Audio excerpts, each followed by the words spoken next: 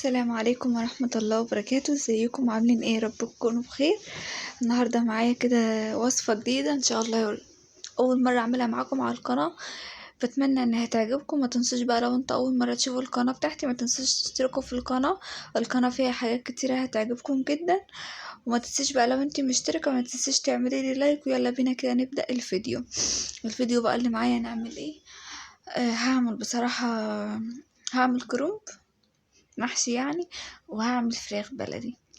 تمام، هنا كده زي ما انتم ما شايفين معايا فرخة بلدي متقطعة أربعة ترباع، أربعة ترباع. بمسكها كده انضفها، الحتة اللي هي بتبقى في آخر الجناح دي أنا بشيلها عشان خاطر بتخلي الفرخة زفرة وكده لو مشيلتهاش. تمام، طبعا معذرة على صوتي. وبعد كده بمسك بقى اي زفلقة تحت الجلد كده وبروح شايلاها، عشان بيبقى في كده زي تجمعات مية برضو كده بتخلي الفراخ زفرة وكده وليها ريحة. ببدأ برضو ان انا اشيلها كده كلها. تمام، زي ما انتم شايفين. وبيبقى في الورك كده فيه تجمع دموي. في ناس بتقول عليه كبدة وما بتقدرش تشيله، لا طبعا ده لازم يتشال عشان دي مش كبدة خالص، دي بتبقى تجمعات دموية، لازم تتشال عشان خاطر بتخلي ريحة الفراخ نفسها برضو فيها زفارة. دي كده الحاجات ديت بتخلي الفراخ ما بتبقى زفرة معاكي. اللي هي بتبقى الحتة اللي بتبقى في آخر الجناح دي بتتشال، واللي هي بتبقى في الورك دي من فوق اللي هما بيقولوا عليها كبدة دي ما بتبقاش كبدة. تمام، دي برضو كده من الحاجات اللي بتخلي الفرخة معاكي ما بتبقاش فيها اي زفارة، وبتبقى تمام، وأكنك بتاكلي الفراخ. بصراحة كانت طعمها مسكر بطريقة مش معقولة. ببدأ كده ان انا اشيل لو في اي ريش او في اي حاجة تحت الجناح او في الجلد وكده، ببدأ ان انا اشيله. تمام، وبشيل طبعا القطعة اللي هي بتبقى في اخر الجناح زي ما قلت لكم. تمام كده زي ما انتم ما شايفين. بعد ما بغسلها كده معايا وبغسلها كده كلها، انا عارفة، ببدأ كده زي ما انتم مش شايفين كده اغسلها. وهنا كده تمام. انا كان معايا فرختين، غسلت فرخة مع نفسي، وقلت اغسل الفرخة دي معايا عشان لو معايا بنات كده لسه مبتدئة ولسه اول مرة ان هي تدخل المطبخ وكده، تبقى عارفة ان هي هتمشي ازاي، وتبقى عارفة الحاجات بتتنضف ازاي وبتتعمل ازاي. طبعا اكيد في ناس كتيرة طبعا اللي متابعيني اكيد طبعا انتوا بتعملوا الحاجة وبتعملوها كمان احسن مني. بس هي بس ايه، لو في اي معلومة نقدر ان احنا نقدمها للبنات اللي هي لسه مبتدئة واول مرة ان هي تدخل المطبخ وكده، والعرايس بقى اللي لسه متجوزة جديد وكده، فطبعا نبدأ ان احنا نوصل لهم المعلومة ويبدأوا ان هم يستفادوا من الفيديو، وما يتفرجوش كده على الفيديو وخلاص. تمام، هو ده هدفي يعني في القناة، ان انا اوصل المعلومة. تمام، والكل يستفاد منها. تمام كده. تمام، هنا كده خلاص كده غسلت الفرخة اللي معايا وخليتها تمام زي الفل. وببدأ ان انا اشيل كده اي حاجة تحت الجلد عشان خاطر زي ما قلت لكم لو في زفلة او في اي حاجة تتشال معايا، ولو في كمان ريش او في اي حاجة طبعا بتاع الفراخ مشالهاش، ابدأ ان انا اشيلها. هنا كده بقى معايا ايه، معايا ليمونة. تمام، ومعايا كمان حبة ملح. تمام، مبضيفش خل خالص عشان خاطر الخل بيهريلي طبعا الفراخ. الخل طبعا بيهري معايا الفراخ نفسها وبيهري اللحمة نفسها بتاعت الفراخ، فما بضيفش اي خل خالص. فبضيف كده معايا ليمونة وحبة ملح، وببدأ ان انا ادعك كده الفرخة كلها في قلب بعضيها، وبسيبها بقى كده شوية لحد ما المية بتاعتي اللي انا حطاها على البوتاجاز تبدأ ان هي تغلي. تمام، هنا كده طبعا غسلت الحوض من بعد ما خلصت فيه الفرخة، من بعد يعني ما غسلت الفراخ وكده، رحت ماسكه الحوض بتاعي، رحت غسلاه غسله كويسه، وكمان حطيت عليه حبه خل عشان خاطر الزفاره. تمام، معايا بقى كده الكرنبايه، هبدا ان انا اشيل كده الراس بتاعتها او القطعه اللي هي فوق دي، ببدا ان انا اشيلها كده ادورها زي ما انتم شايفين كده بالسكينه. تمام، زي ما انتم شايفين كده بتتشال معايا بكل سهوله. وكمان حاطه ميه على البوتاجاز عشان خاطر هسلق فيها الكرنب. زي ما انتم شايفين كده شلت الورق الاخضر اللي فيها، وبقت الكرنبايه كلها انا هسلقها. تمام، مش هشيل منها اي ورق تاني، لان انا بصراحه بحب الورق اللي هو بيبقى مخضر شويه كده. تمام، بحبه يعني، بحب ان انا اكله وكده بيبقى حلو في المحشي وكده. تمام. وكمان كان في حتة كده زيادة في قلب الكرنباية، بدأت ان انا اشيلها عشان خاطر المية تدخل في قلب الكرنباية كلها وتتسلق معايا بكل سهولة، ميبقاش فيها اي حاجة صعبة. تمام. هنا كده المية بتاعتي بدأت ان هي تغلي، ما بضيفش اي حاجة في المية غير هم حبة ملح، ولا بحط كمون ولا بضيف اي حاجة تانية اكتر من حبة الملح. حابة تضيفي معلقة كمون تمام، مش حابة خلاص. انا بصراحة مبحبش ان انا اضيف كمون. بحب يعني بحس ان هو ملهوش طلب، ملهوش اي حاجة. الحلة دي انا مخصصاها لسلق الكرنب. تمام. او ان انا بسلق فيها يعني وكده، فان هي عشان خاطر حلة قديمة وكده عندي، فاللي هو بسلق فيها. كده كنت هلسلق الكرنباية كلها، فما جاتش معايا، فشلت كده الورق اللي على الوش، وبدأت ان انا يعني الكرنباية جت كبيرة، بدأت ان انا اسلقهم. تمام. ما بطولش عليهم في السلق عشان خاطر هو الورق بتاعها اصلا رقيق. تمام. مفيش كده دقيقتين 3 وببدأ ان انا اشيل معايا، بيكون خلاص هو السلق وتمام. تمام. وكمان بفتح عليه الحنفية عشان خاطر لو سبت الكرنب كده على بعضه، البخار بتاع المية بيبدأ ان هو يسويه بزيادة، فاحنا طبعا مش عايزين ان هو الكرنب ان هو يتهري معايا وكده، عايزاها تبقى تمام، تبقى مظبوطة. وهنا كده بدأت ان انا حطيت بقية الكرنب بحطها على الناحية اللي هي بيبقى فيها الراس بتاعتها دي. تمام. الراس اللي احنا بنمسكها منها. تمام. عشان دي بتاخد سوا زيادة عن الجنب التاني. تمام. بس بقى كده بالظبط بتاع دقيقتين 3، وببدأ ان انا اقلب الكرنباية نفسها، وببدأ ان انا اسلت كده ورقة ورقة زي ما هتشوفوا معايا. هنا كده بدأت ان انا انضف معاكم كده الخضرة. طبعا الخضرة بيبقى فيها حاجات كده زيادة، ببدأ ان انا اشيلها، والورقة اللي هي الصفرة والورقة اللي هي مسودة دي كده ببدأ ان انا اشيل، ما باخدش منها غير الورقة الخضرة اللي ما فيهاش اي حاجة. تمام. تمام. ببدأ ان انا انضف كده واحدة واحدة، عشان خاطر طبعا الحاجة لازم ان احنا نعملها كده بتأني، عشان خاطر تبقى الحاجة نضيفة معانا، وما نعملش اي حاجة وخلاص وتبقى فيها لا قدر الله ورقة مصفرة. ورقة مثلا زي ما انتم ما شايفين الخضرة بيبقى فيها حاجات كتير اصلا ما بتبقاش لها طلب، فاحنا بنشيل كلها. تمام. طبعا انت الكمية اللي انت بتطلعها من الخضرة اقل طبعا من الخضرة نفسها اللي انت بتستخدميها، بس طبعا لازم انت تتشيل. تمام. زي ما انتم ما شايفين كده، بعد ما حطيتها كده في الطبق، بدأت برضو ان انا اشيل منها لو في قطعة كده جت قدامي مصفرة او حاجة، ببدأ ان انا اشيلها، بفكها كده معايا، وببدأ ان انا اشيل كل اللي في قلبها، عشان خاطر بيبقى فيها ورق مصفر، ورق مثلا دبلان، فبشيل بقى كله. تمام. وكمان بيبقى بعض احيان بيبقى فيه حاجات ما بتبقاش تبع الخضرة. تمام. حاجات تانية طبعا بتبقى تبع الغيط وكده، ما بتبقاش تبع الخضرة. طبعا الخضرة بتاع المحاشي كلها، المحاشي طبعا بأنواعها، بتضيفي طبعا ربطة خضرة، ربطة بقدونس، ربطة كزبرة، ربطة شبت. تمام. طبعا الكزبرة والبقدونس هما متشابهين كده من بعض، بس البقدونس بتبقى الورقة بتاعته مخضرة بزيادة، الخضر بتاعها باين قوي عن الكزبرة. هنا ببدأ كده ان انا افتح كده معايا الكرنباية عشان تتسلق كلها، الورق اللي بتبدأ ان هي تتسلق كده ببدأ ان انا اشيلها معايا بكل سهولة. وزي ما قلت لكم ما تطولوش عليه عشان خاطر ما يتهريش منكم. واول باول كده تحطي طبق كده في تحت الحوض، وتفتحي على الحنفية وانتي بتطلعي. تمام. عشان الحوض يبدأ المية تبدأ ان هي تبرد معاكي الورق، ما ياخدش سوا يعني زيادة وكده، عشان لو اخد منك سوا زيادة هيتهري منك، ومش هتعرف ان انت تلفيه خالص، ولا هتعرفي ان انت تستخدميه. تمام. كده زي ما انتم ما شايفين. طبعا الكرنب طبعا والحاجات اللي هي المحاشي وكده بتبقى احسن اكلها في الشتاء، اللي هي بتدفي بقى، وبتبقى حاجة سخنة كده وبتدفي. وكمان بتبقى هو الموسم بتاعها ده بيبقى في الشتاء، اي نعم بتبقى موجودة في الصيف وكده، بس ما بتبقاش حلوة زي الشتاء.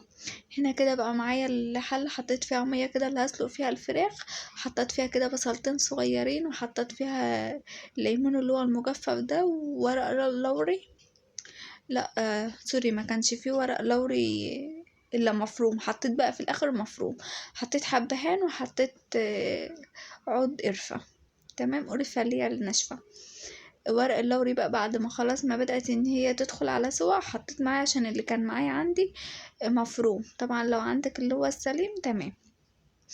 هنا طبعا حطيت ايه، حطيت زيت على زبدة عشان هبدأ ان انا اعمل الخلطة بتاعت المحشي. تمام. حطيت معلقتين كده زبدة محترمين او سمنة، ومعلقتين زيت. حابة ان انت تضيفي زيت بس، سمنة بس، زبدة، الحاجة اللي انت حباها طبعا، بس لازم تضيفي عليهم معلقتين زيت عشان الزيت بيخلي الرز معاكي بيبقى مفلفل كده وتمام. ونزلت عليهم بالبصل، وبدأت ان انا البصل تدبل معايا كده وتصفر، يا مدوبك ان هي تاخد لون كده مصفر. ونزلت عليهم بقرنين فلفل لو حابة تمام، لو مش حابة شيليه خالص من الوصفة، ما بيعملش حاجة يعني. طبعا البصلة بتاعت المحشي ما بتحمرش قوي، يا مدوبك اللي هي بس بتصفر بس كده شوية. وحطيت عليهم كمان معلقة بابريكا، لو عندك معلقة صلصة اللي هي المعلبة تمام. افضلي شوحي فيها كده لحد ما المادة الحافظة تخرج منها، وابدأي انزلي بيها بعصير الطماطم. طبعا الطماطم مفرزاها زي ما فرزتها معاكم كذا مرة، بفرزها بتبقى يعني ايه، بتبقى مسهلة معايا الموضوع. وكمان لو الطماطم بعد احيان بتغلى جامد، فاللي هي بتبقى حاجة جاهزة معايا كده في الفريزر، فبطلع واستخدم منها كمان، بتسهل معايا بقى الموضوع، ما باخدش وقت كتير في المطبخ. وهنا طبعا الخضرة بعد ما مسكتها غسلتها غسلة كويسة وسبتها تتصفى خالص. مسكتها كده طبعا قطعتها قطع صغيرة، وبدأت ان انا نزلت بيها ايه على العصير الطماطم بعد ما تسبك. في ناس بقى بتعمل ايه بعد ما الطماطم ما بتتسبك معاها خالص، بتشيلها من على النار، وبتبدأ ان هي تنزل بالرز والخضرة في قلب بولة، وتبدأ ان هي تنزل معاهم بالعصير الطماطم اللي احنا سبكناه مع البصلة، وتقلب كله بعيد عن النار. طبعا انا بحب ان انا اشوح كله في قلب بعض والنار شغالة تمام. هنا كده نزلت كده بمعلقة ملح. طبعا انا عارفه هو بياخد المقدار اللي معايا بياخد ملح قد ايه، فانت بقى لو انت لسه اول مره تخشي المطبخ ولسه مبتدئه، ابداي انزلي بالملح واحده واحده عشان خاطر لا قدر الله ما يحدقش منك. ابداي انزلي بالملح واحده واحده وذوقي وتمام، وهيطلع معاكي مظبوط على حسب طبعا ما انتوا بتحبوه.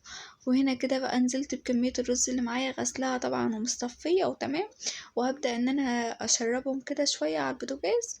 وكان هنا بقى خلاص طفيت النار، هنا كده كان خلاص كانت النار طفيتها، ونزلت عليها بالتوابل. التوابل اللي معايا ايه، زودت بابريكا، وحطيت معلقه كزبره وكمون وفلفل اسود، وطبعا انا كنت ضايفه الملح. وهبدا كده ان انا اقلب، وهي دي كده الخلطه بتاعت المحشي اللي انا ملتزماها في كل المحاشي، سواء كرنب، ورق عنب، فلفل وبتنجان، كوسه، ممبار، اي محاشي. هي الخلطة دي اللي انا ماشية عليها. في ناس بتعملها زي ما قلت لكم، بتخلي الرز والخضرة في قلب بولة بعد ما بتسبك، بعد ما بتشوح البصلاية بتنزل عليهم بعصير الطماطم ويسبكوا، وتروح نازلة عليهم على الرز والخضرة بعيد عن النار تمام، وتنزل بهم بالتوابل تمام. انتي حابة الطريقة دي تمام. انا بصراحة الطريقة دي اللي انا ماشية بيها. وفي ناس كمان بتعمله ني في ني، الناس بقى اللي هي بتبقى متبعة الدايت وكده تمام برضو. وكمان عشان الكيلون وكده، فالناس اللي بتحبوا ني في ني تمام، زي ما انتي ما تحبي خالص. هنا كده بقى بدأت ان انا اقطع معاكم، اوضب معاكم يعني الورقة زي ما انتم ما شايفين كده. قطعة الورقة اللي معايا بقطعها ازاي، هوريكم طبعا انا بقطعها ازاي عشان الكلام خدنا واتلخمنا بقى في الخلطة وكده، ومعرفتش انا يعني معرفتش اقول لكم انا قطعتها ازاي. بس اكيد يعني ان هو الفيديو بيتكلم عن نفسه. انا جايبه لكم كل حاجه بالتفاصيل عشان خاطر لو في ناس زي ما قلت لكم، طبعا انتوا بتعملوا الحاجه احسن مني وبتعملوها طبعا مية مية، بس في ناس كتيره داخله المطبخ لسه مبتدئه زي ما قلت لكم، وانا معايا بنات لسه مبتدئين في المطبخ، فاللي هما بيطلبوا مني الوصفات وبنبدأ ان احنا نعملها مع بعض. هنا كده زي ما انتم ما شايفين ببدأ ان انا اجيب الورقة، اتنيها كده نصين، اخليها مع بعضها، اشيل الحرف بتاعها كده من فوق، وابدا ان انا اقطعها قطع كده صغيره، ولا هي اللي كبيره قوي ولا هي اللي صغيره، عشان الصابع معايا يطلع معايا ايه، صغير، ما يطلعش معايا كده الصوابع كبيره وبتبقى الحجم بتاعها يعني ما بتبقاش حلو. انا بصراحه بحبه في الكرنب او ورق العنب الصباع يبقى صغير كده، ما بيبقاش كبير تمام، عشان حتى اللي بياكل يفتح نفسه على الاكل. هو الصباع قطمه كده، هو الصباع على قد القطمه، متقعديش بقى تقطمي في الصباع كده 3 ايام. هنا كده ببدأ ان انا اشيل كده الحرف بتاعها زي ما انتم ما شايفين، اللي هي العصايه اللي بتبقى في النص دي. لو انت تمام، ببدأ ان انا الفها كده رول، وابدأ ان انا اقطع قطع معايا. القطعة معايا طبعا بتبقى صغيرة يعني، ولا هي اللي صغيرة أوي ولا هي اللي كبيرة، تبقى الأحجام بتاعتها تمام. هعمل معاكم تقريبا ورقة كمان، وهكمل الباقي طبعا مع نفسي عشان الفيديو ما يطولش أكتر من كده، لأن الفيديو فيها فيه تفاصيل كتيرة، فمش عايزاه يطول أكتر من كده. تمام، زي ما انتم ما شايفين طبعا السوا بتاعه مظبوط، مش مهري معايا وتمام. هنا كده وضبت الكمية كلها كده زي ما انتم ما شايفين، وادي الخلطة. وهنا كده الحلة اللي معايا اللي هلف فيه اللي هحشي فيها. ببدأ ان انا اجيب العصي اللي انا قطعتها دي، اقطعها قطع صغيرة واخليها في قلب الحلة من تحت. تمام، عشان خاطر لا قدر الله لو احنا نسينا المحشي على البوتاجاز واتلسع، او مثلا النار كانت عالية عليه سيكا، فاللي يتلسع او كده، القطعة اللي هي تحت دي اصلا ما بتتاكلش. تمام، فاللي هو ان انا بحمي ايه، بحمي كده صف من المحشي مع يعني ايه ما يجيش عنده حاجة. وابدأ كده ان انا الف كده زي ما انتم ما شايفين. شايفين الصبع عامل ازاي؟ ببدأ كده ان انا اجيب قطعة كده من الكرنب اللي احنا موضبينه، واحط حبة رز كده، وابدأ ان انا الف كده واحدة واحدة كده وبتأني، فبيطلع معايا مظبوط ومية مية، ولا مفرفط وسايب ولا في اي حاجة. وهتشوفوه معايا بعد ما يستوي، ولا الرز طالع منه، ولا اللي هو الكرنباية سايبة كده من قلب السبع، سايب كده من قلب بعضه. لا، طلع السبع بالسبع بتاعه، يعني كل صبع طالع لوحده. وهوريكم في الاخر الصوابع بعد ما اسويها هتبقى عامله ازاي. هبدا بقى كده ان انا الف كده زي ما انتم ما شايفين، واحده واحده كده امسك كده الورق، واحط حبه الرز على الحرف بتاع الورقه، وابدا ان انا الف عليها واحده واحده. ولو في اي زياده بشيلها معايا بالسكينه، او مثلا في زياده في الرز بتخرج معايا فبشيلها عادي، ما فيهاش اي حاجه. تمام كده زي ما انتم ما شايفين. هو اسهل حاجه اصلا في اللف هو الكرنب.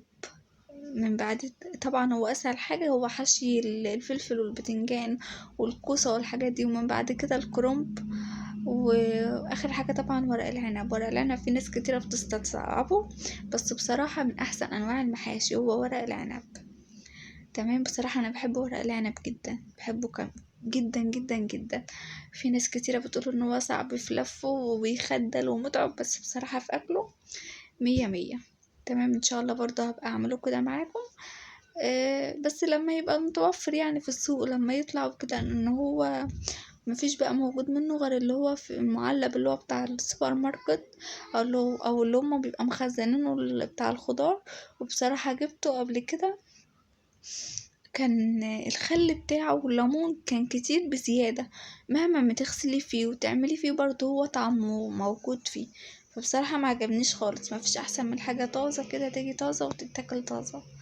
تمام، ان شاء الله كده لما يطلع هنعمله كده مع بعض في فيديو كده تاني، ونعمله كده مع بعض. تمام تمام.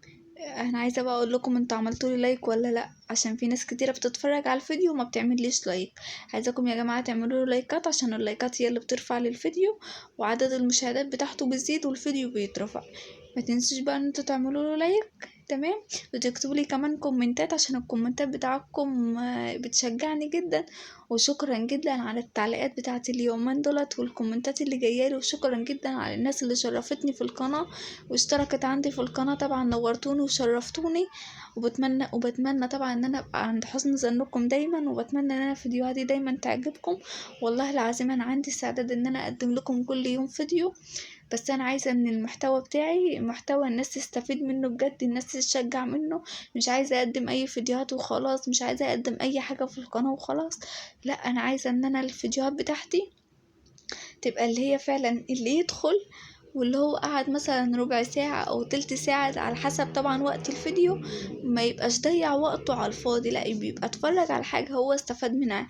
إذا كانت مثلا وصفة هو قام طبقها تاني يوم، أو مثلا فيديو ترويق او فيديو تشجيعي، اللي هو خلاص اتشجع منه قام عمل حاجة. لو انت مثلا كسلانة، او اللي هو مثلا ان انت لسه مبتدئة او كده وملكيش في الطلبات، او ان انت تروقي وتعملي، فاللي هو ان انت شفتي الفيديو شجعتي بس. فاللي هو ان انا عايزة كل واحد لما يتفرج على فيديو يستفاد منه. تمام. انا واحدة من الناس، انا متابعة قناة، تمام، والله العظيم بتقدم كل يوم فيديو، بس المحتوى بتاعها انا كشايفاه ان انا لما اقعد واتفرج على فيديو زي كده ان انا بضيع وقتي. بس انا ما بفتحش القناة دي غير لما انا اكون خلاص ما وريش حاجة، او مثلا ما فيش حاجة ان انا اتفرج عليها في القنوات اللي انا متابعاها. فاللي هو خلاص ممكن ادخل اتفرج على فيديو او اتنين، تمام، من القنوات دي. بس ان انا مش عايزة ان انا حد يقعد يضيع وقته على الفاضي. عايزة اللي يدخل يتفرج على وصفة او يتفرج على روتين يبقى عارف هو بيتفرج عليه، والحاجة طبعا يبقى بيستفاد منها وبيتعلم منها، حتى لو حاجة صغيرة، حتى لو بيشجع بمعلومة انا بقولها. هنا كده ببدأ بقى ان انا ارص كده المحشي زي ما انتم ما شايفين، بلف طبعا داير ما يدور.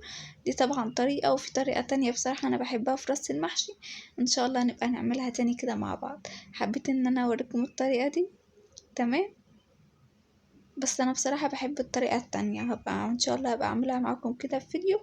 متنسوش بقى يا بنات كده وانتي واقفة كده شغالة في المطبخ او ان انتي بتعملي اكل وكده، الصلاة على النبي والاستغفار، سبحان الله وبحمده سبحان الله العظيم. الحاجة بتطلع معاكي مظبوطة وبتطلع معاكي بتأني، تمام. وطبعا طول ما انتي ماشية بالذكر ربنا بيحفظك من اي شر، تمام. وطبعا ربنا قال زي ما انتوا لازم طبعا ان احنا نفتكره. ولازم طبعا لا اله الا الله سيدنا محمد رسول الله، لازم ذكر يبقى دايما على لساننا، تمام. تمام. طبعا انا بفكركم وبفكر نفسي كمان معاكم، يعني انا بفكركم بالصلاة على النبي والاستغفار، وبفكر نفسي كمان انا معاكم. ببدأ بقى كده ان انا ارص كده الكمية اللي معايا، تمام. هرص بقى انا الحلة معايا، هرص الحلة كلها وارص الكمية اللي معايا كلها مع نفسي وارجع لكم بقى، تمام. هرص معاكم بس انا كده الوحدتين دول، وبعد كده هكمل بقى انا الكمية كلها. بصراحة انا ما قدرتش اقف اكتر من كده. انا جبت الحاجة كلها بعد ما وضبت الورق وعملت الخلطة وظبطت كل حاجة، جبت كل حاجة وفرشت مفرش على الارض ورحت قاعدة بقى على الارض. زي ما انتوا عارفين ان انا حامل وكده وفي تعب، فاللي هو ان انا اصلا ما اقدرش اقف فترة طويلة، تمام. مع ان انا اصلا عمايل اكل والمواعين طبعا بشطبها اول باول وكل حاجة، فالوقفة كانت بتبقى تعب عليا ومرهقة.